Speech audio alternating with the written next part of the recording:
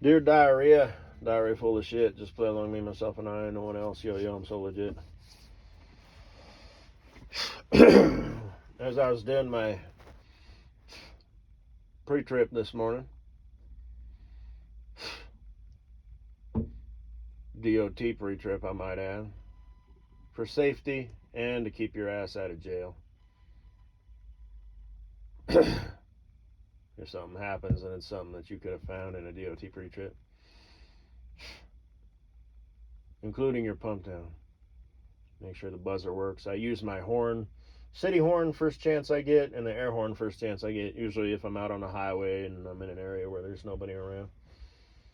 At least some point during the day, the sooner the better, but I'm trying to be a good neighbor, you know. But I saw a piece of trash on the ground, and I thought, ooh, what was its previous life before this? What did this piece of trash, was it part of a container? Like I saw one, it was just a little square and it said 6-pack. So I thought, ooh, well, I felt like a little, what do they call those people? Paleontologists? Like I'm trying to discover the past. So obviously it was part of a container, a package that held 6 items. Now, were those 6 packets of gum? 6 packets of juice? Juice boxes, perhaps? Like the kiddies enjoy?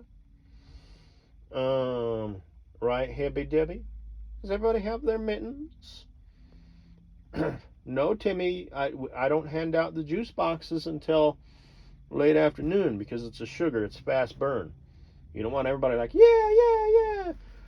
Billy, stay out of the tree. You're the chaperone, out on a field trip or whatever, and you want to be a responsible adult who's in charge of these kids who know not what they do. They will injure themselves and possibly other kids. But don't be a smudgy dudgy about it, you know. But you're the brains. In that moment, you are God. You think you can handle that, hibbery dibbery? Because I think you could. But you and Clark, your sweet, tender lesbo lover.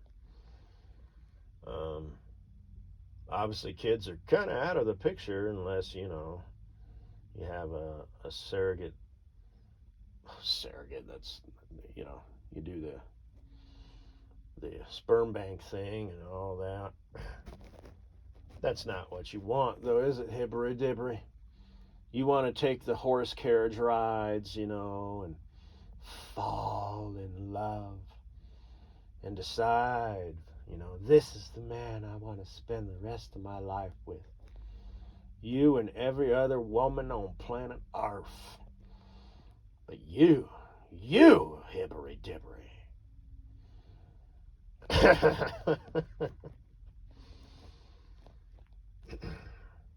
You're like, nah, fuck it. I'll do the lesbo thing. She gets me. She understands me. She loves me for me. Or whatever. I don't know. I'm not a chick. I don't know how them silly boys be. I digress.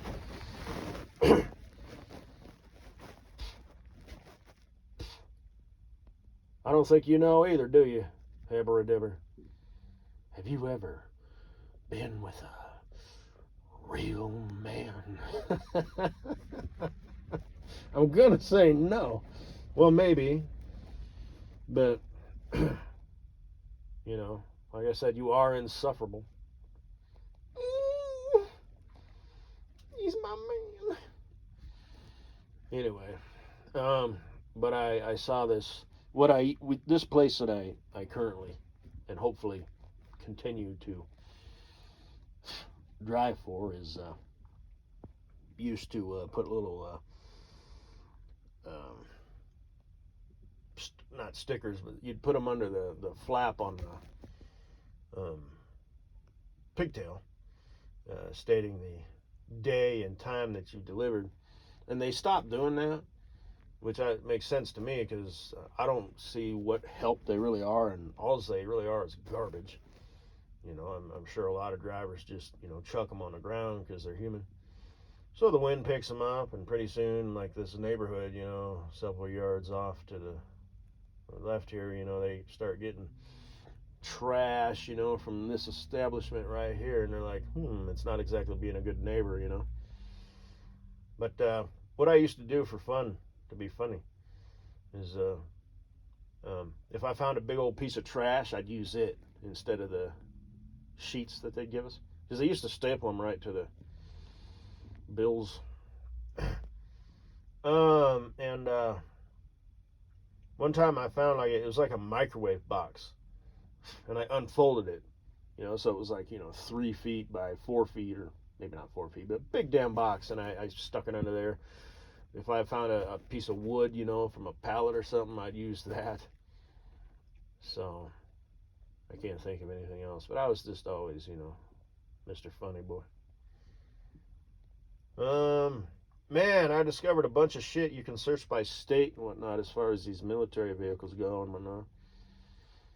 I called that dude. I left him a message, saying I'm wondering if you're possibly interested. And it's a 5-tonner. So it'd be nice if I could get like a 5-ton, 3-axle fucking dump truck, military dump truck. God damn, that'd be so cool. It's too bad my dad sold his John Deere because it had a bucket. I had no idea.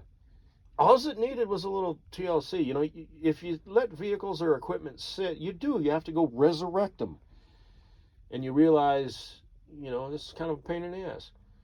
No, they just need some TLC. They need to be told that they're needed and they're appreciated. You don't just let it sit out there and then go wake it up. What do you want?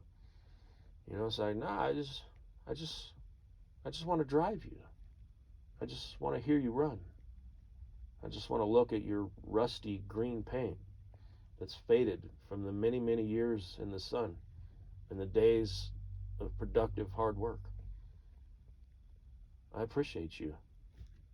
No, we're not going to be working today. We're just going to go for a casual, leisurely drive. I'm going to run you through all your motions. And then I'm going to put you back in the barn. Rest. I will see you later. Anyway, same thing with my granddad's old Farmall. It's one of them old school tractors. It had 2 tires in the front, but they came together like in a V. And like I said, man, you'd fire that bitch up. It had a very unique sound, So of course I got it. This is my impression.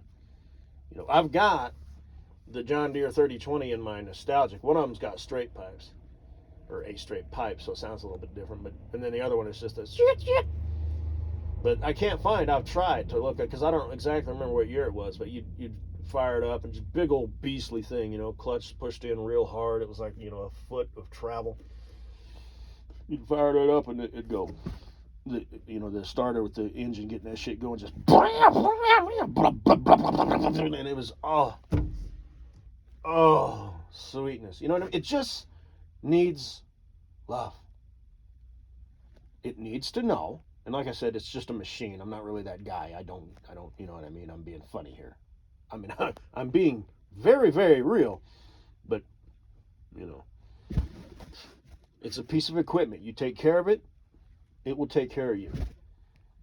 An ounce of maintenance is worth a pound of cure. So, that's it. I think. Yeah, pretty sure. I never know.